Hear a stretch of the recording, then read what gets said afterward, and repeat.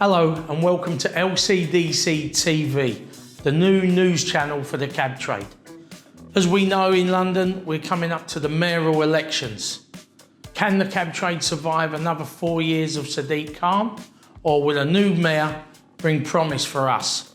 As we know, every mayor that's been elected has had a massive impact on the cab trade, good, bad and sometimes indifferent.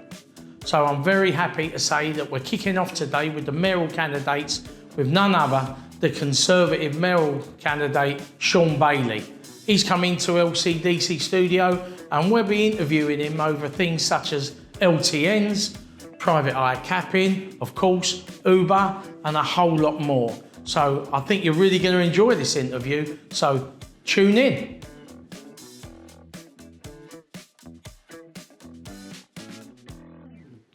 Hello and welcome to the LCDC studio. I'm really pleased to say today we've got Tory mayoral candidate Shaun Bailey in for an interview. Shaun, thank you very much for coming in. Thank you for having me. I know you're really busy and I won't keep you. Not too busy for this. Thanks for that. I'll start off, if you would just like to say to everyone, taxi drivers and Londoners who watch these videos, you're saying a fresh start. If we vote for you, what fresh start will there be for London? The way I put it, I've got a 10-point plan to give London a fresh start, but let me give you the top 3 highlights. Firstly, to get 8,000 extra coppers back on the streets, patrolling to make London safe. It doesn't matter who you are, black, white, young, old, North or South London. If you don't feel safe, London doesn't work for you. So I'm going to give the police the backing to do their job properly. The second thing I'm going to do as well is build 100,000 homes for £100,000. And the reason I want to do that is to give young people an opportunity to own in London. I'm going to do it through shared ownership, so it'll always be cheaper than renting. And it just gives young people, cabbies for instance, who are working, an opportunity to actually own something in London. And thirdly, I'm going to roll out 32 youth zones of 4,000 youth workers. Got to keep our young people away from crime. And I'd add to this as well, I'm going to open London back up. No matter what business you work in, you could sell coffee, you could be a banker, you could be a cabbie. We've got to get people back in the centre of London. So I'll be working really hard to get on that as well. Lovely. Well, you have touched on a few points that I've got questions in. But listen, you say a fresh start for Londoners, a fresh start for cabbies. What do you see the future of the cab trade, Shaun? Look, what I've always said about the cab trade is I think it's massive to give you this new cab that costs so much money and then not help you pay for it. So what I've done is arrange for a £6,000 to £10,000 loan to take the sting out of paying for the cab, because I want cabbies to take the new cab on as quickly as possible, because it means I can go back to the public and say, black cabs are iconic in London, they're part of public transport, they're doing their bit for London, so let's do our bit to help them. You say we're part of public transport. Sadiq Khan has said we're not public transport. Are we in or are we out with Shaun Bailey? For me, you're definitely in. For instance, I've looked at pedestrianising Oxford Street, that's great, but black cabs are going to have to be able to move up and down it, because if you've got mobility issues, how are you going to get them down Oxford Street? There's going to have to be places for the cabs to move. All this turning right, well, I know there's been a couple of places you've been stopped turning right, that's nonsense. Things like 24-hour bus lanes, they don't make any sense, they just don't. And one of the biggest challenges to being a cab driver in London is just actually moving the cab. Well, we can't do our work, Shaun.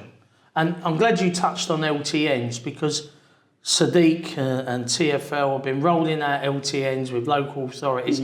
If you're elected, what do you think of LTNs? Shutting down communities, making it harder for residents and cab drivers to just go about their normal life. Will you have a common sense approach, or? I'll put it like this. Many months ago, I called for a stop to LTNs because they've been forced on people.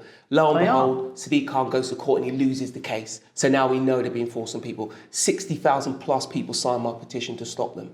It's not like I'm anti them, but I'm anti-nonsense. If they're in the wrong place and people don't want them, I'll get them taken out. And we can see now, because of the court case, because of TfL's attitude, unfortunately, they were rushed through, put in the wrong places. We'll wind them back. And with the cab trade, as you know, we had the streets-based scheme at Bishopsgate. The cab traders actually had to go to court to get an access to a road we always was in. We won the case, but now Sadiq Khan is getting public money to appeal it. Would you have appealed it? If that was me... Or would it not have happened in the first place? It wouldn't have happened in the first place, and I certainly wouldn't throw good money after bad. He's wasting people's time, his focus is in the wrong place, and what he should be doing, we've had this COVID outbreak, we've had lockdown, the cab trade and many other trades are on their knees. He should be opening the place up, getting people back to work, because furlough can't last forever. The only antidote to furlough is customers, and he's got to get people moving. So what you're opening, you're saying, from what I hear there, you want London to reopen for business, for everyone's business, yeah? Yeah. And the way to do it is this, don't you? So he's hiked the council tax. I'll be pulling that back down. What's he asking for? 10%? He's at 10%. Over his term, he's hiked it by 31%. Gee. And I'm gonna start to roll that back. He's talking about expanding the ultra-low emission zone. I won't do that either. There's better ways of making it air cleaner where you don't give the cost straight to Londoners. And the congestion charge, I'm going to roll that back as well, because you've got to let people move around. I want to ask you that. You've said if you get elected, you'll scrap the congestion charge for private hire. Yeah? At this moment, the latest figures I've got is there are 9,000 diesel taxis left. We're just under 14,000 left, Shaun. From 23, we're down to 14,000 cabs, just under. Terrible situation. Out of them, 9,000 are diesel, compared to 42,000 diesel minicabs. Now, everyone says, it's the black cabs that are being smoky, they're killing people. If you've got 10,000 cabs and 40,000 minicabs, diesel, it's got to be the main polluter there. It's got to be the private hire. They'd have to be compliant. You're not just scrapping it across the board. It's for people whose vehicle is compliant with the green standards and all the rest of that. And when you say that, I know that Sadiq Khan's been talking about an electric bus fleet. You're saying you want a bus fleet all electric by 2025? Yeah, because Sadiq Khan says it's going to be 2037. Look, the man has no ambition and he doesn't really care. What I'm saying is, with the current way we build bus contracts, we can go to bus providers and say, we'll give you a different contract, one that's better for you and better for us, if you guarantee me that you buy all your new buses by this date will be electric or zero emission. They'd have to actually be hydrogen, but zero emission. The point is, that's the equivalent of taking 1 million cars off the road. And when we talk about taking vehicles off the road, I'm talking largely about private cars. And why cabs are important, because if I can get in a cab easily, then I won't need my own car. I'll just come out and get a cab. And lots of people in the centre of London already don't have a car. If we can allow London to be more traffic free, keep our cab industry going, we'll lower the amount of car ownership as well. I mean, Sadiq Khan has allowed the bus industry to convert buses to Euro 6 diesel.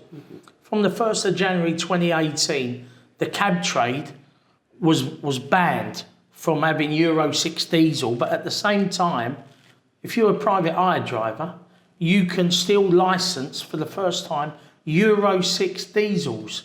I mean, Shaun, I've got to ask you, why is it one rule for the minicabs and the buses and one rule for the black cabs? I mean, that's unfair. It's an attack on the black cab industry, isn't it? That's what it looks like to me. Very much Maybe so. Sadiq Khan could justify what he did, but I think it's an attack on the black cab industry. But all I can do is deal with the situation presented with. And that's why I'm doing my best to bring down the cost of getting that new cab as quickly as possible. You'd never say you can go back to using Euro 6 diesels? I don't think we can now. There's 9,000 left. I've found the money to make sure the cost of the cab is cheaper. And the other thing as well, I've driven the cab, right? And I'll tell you what, it's nice. It is a nice work. It's paying for it, that's the trouble. Exactly. Yeah. And part of me, when you're Mayor of London, you have to do the full gamut of things. And part of me as well, I'd like to get those cabbies in a better working environment, and that cab is definitely... Okay. Listen, I've got to say this. I've got to say this to you, right? Do you really think, as a Conservative Tory candidate, right, for the mayor, do you think the Conservatives have already lost the taxi vote regarding Uber? Because when Boris was mayor, I remember Boris phoning me up and said, Grant, you're coming into City Hall. We used to meet Boris every 3 months, right? Always got on well with Boris. He called me up, he brought me in early, and he said, Grant, I've got some news. And this was the day that they was trying to bring in regulations for the whole taxi and private hire industry. English language, all stuff like that. 3 years residency, speaking English. He says to me, and this is Boris, and I'm not joking, right? He says to me, Grant, I've had David on the phone. David Cameron, yeah? You was advisor to David, weren't you? I was. Yeah. He said, I've had David on the phone and he's told me I've got to leave Uber alone, right? Now, for me, as a working class fella, when I see the Prime Minister of this great country standing up for what is more than a minicab firm, for me, I knew the writing was on the wall, Shaun.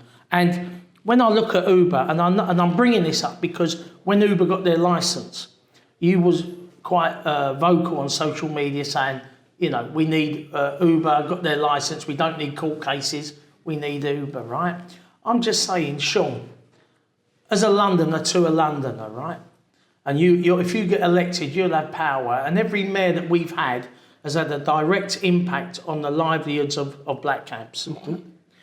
You've got a company, Uber, and I know people get hold of you, Shaun Kulski, and say, and all of a sudden they want to reinvent the wheel, that Uber's not a minicab company, it's cutting edge technology, it's the way forward, we want London to be like San Francisco, attract investment. I get all that, I see all that. But when we talk about Uber, which is a minicab company, they're tax avoiders, they've gone to court to stop paying a VAT bill. They're going to court to stop workers' rights. They've had their licence, rescinded by TfL. They've always had to go to court to get the licence. In a nutshell, Shaun, is that really the sort of business that we want in London? As a mayor, are you saying that sort of business, Uber, that model, that's good for me, yeah? What I would say is we need to elevate the status of black cabs. So that's why you hear me talk about making sure you have access to the road, you can go everywhere. So I hear me talking about extra money to help you buy the cab. And also what I'll be talking about as well is when we have a cap on a number of other types of cab in London. So the thing goes is there'll be places that only a black cab can go, and there'll be a finite number of the rest of the cabs. Because you're right, if you have too many cabs in London, it defeats my plan of reducing cars moving around London. Right. And notice, cabs are not part of the numbers I'm trying to reduce. I'm trying to reduce the numbers of everything else so cabs can move around easily, people can jump in and out of a cab. The way to help the black cab industry is to make sure that they have access to business, access to customers, and that means that people and myself see them as part of the public transport system. But I get that, and what you're saying, I understand cutting vehicles and everything, right? But what I'm saying at the moment, we've got a situation where there's, 15,000, 20,000 cabs, 45,000 drivers on Uber. They're just coming in, they're working on the same principle of a black cab. Their vehicles cost, it's private vehicles. Uber don't have a car fleet. The Uber drivers and minicab drivers, it's a private vehicle. So you're saying you want to cut a private vehicle. All Uber is, and Bolt and other minicab firms who operate on an app, it's like you going downstairs, Shaun, getting your family car, and then all of a sudden, by sticking a sat-nav on the dash, you've gone from Shaun in his car to an Uber driver, yeah? And I know you've been at the private eye shows, and I've been there and I've heard you speak, and it's almost as if you're saying, well, we got taxi drivers, minicabs, and then we got Uber drivers. Almost as if an Uber driver is a special sort of minicab driver. You know what I'm saying? What I would say, they're all working on 4 or 5 apps. They're all here, and you're correct. And none of those drivers are special, particularly except black cab drivers. And I'm not just saying that because I'm sat with you. I'm saying that because you do the knowledge. I'm saying that because we force you to buy a really expensive vehicle. What do you think of the knowledge? Is it the numbers of the knowledge are falling off a cliff?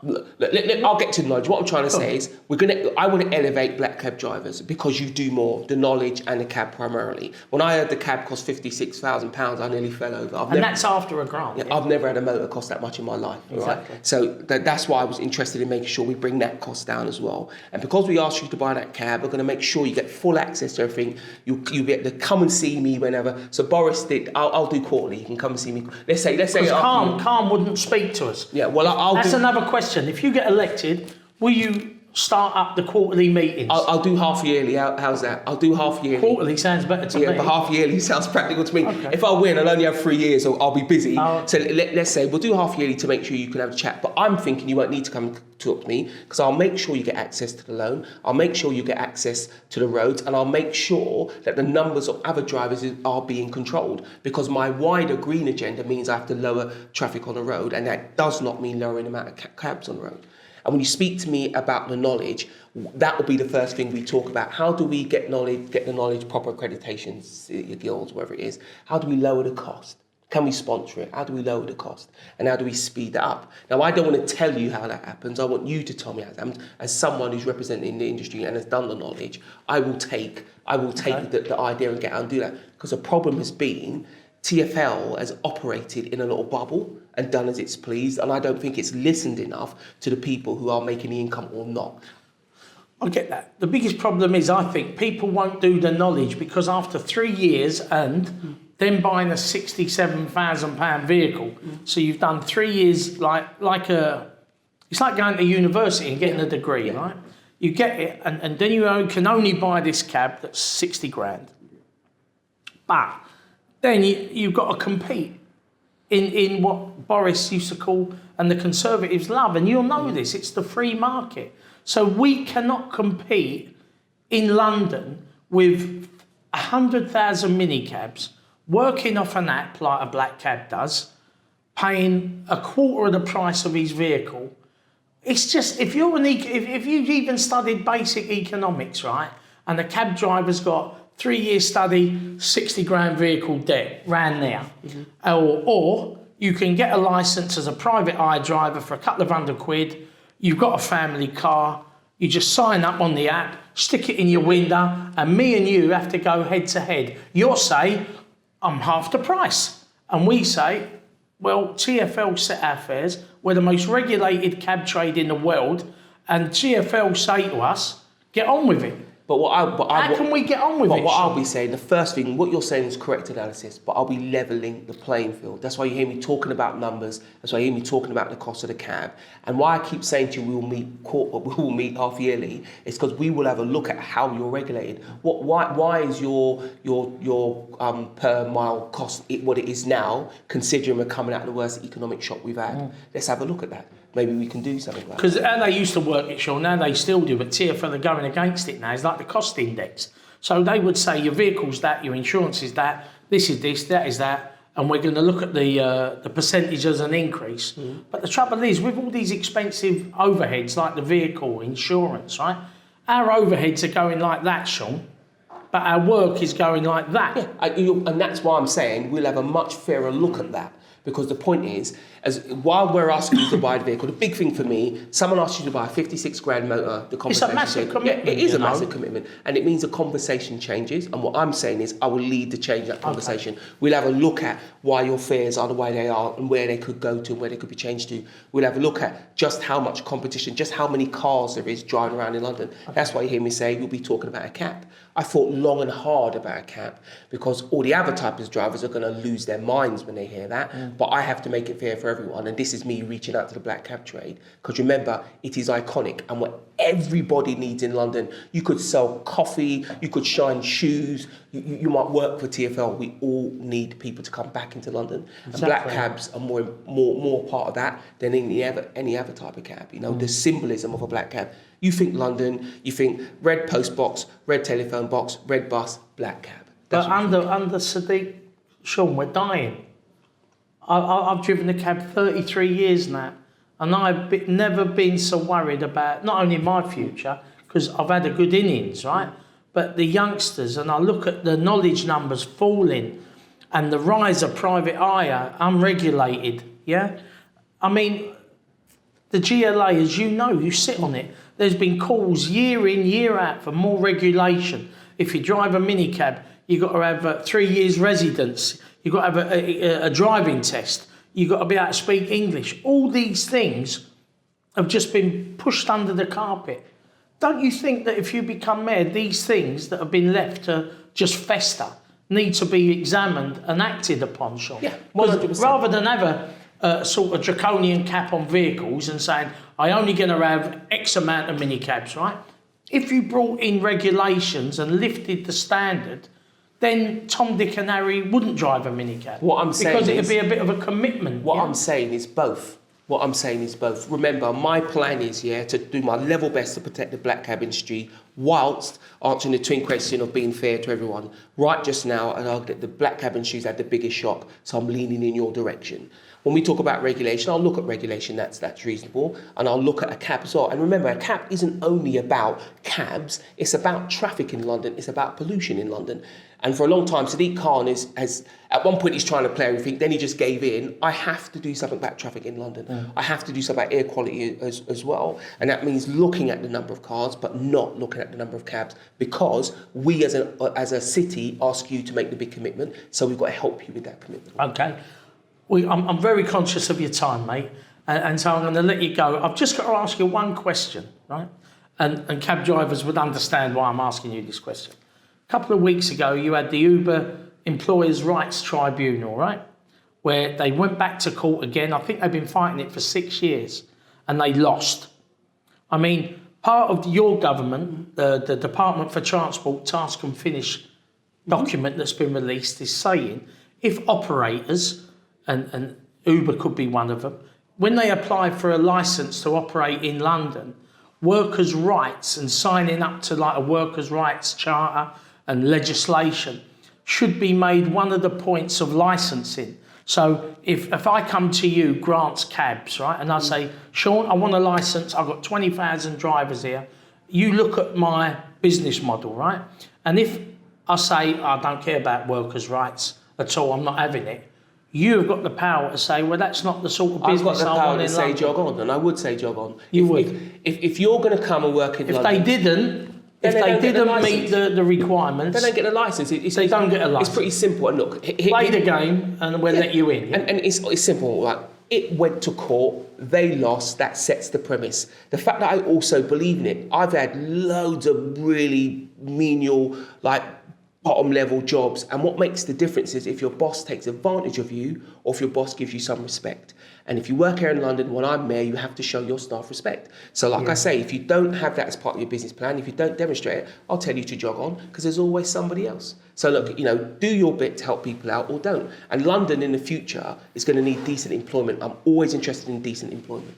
But after what you just said about the private eye companies coming in, or all companies, if they don't adhere to some level of legitimate rights for workers, then we don't want them in London, do we? You could run a cleaning company, you could run you could be a barrister. You've got to respect the staff. The biggest asset you have is your staff, and you've got to lay that out when you set your business plan out. I'm not interested in supporting a company that's come here to exploit people. We have other people who could provide a service legitimately, and we'll just go to them. Okay. I did notice, just lastly, I think the latest figures that we've lost like 700,000 people have left London, for work, or just left London to go back to Europe, left London to go and live elsewhere in the UK.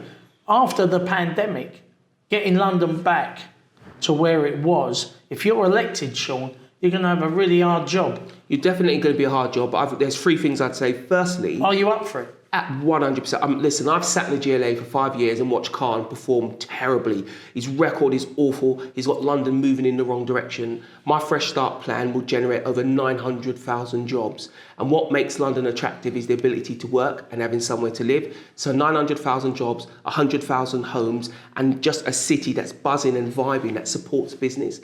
Because right just now, London it's on its knees because of COVID, and it's shown the underlying weaknesses that Khan had going. He let TfL fall apart. He's put all these LTNs in. He's risen all the taxes. I will take care of all those things, and London's natural advantages will bring people back. But I don't take it for granted. It will be a piece of work, but I'll give it a very good try. And just lastly, Sadiq Khan said TfL are in £1 billion worth of debt because of the government.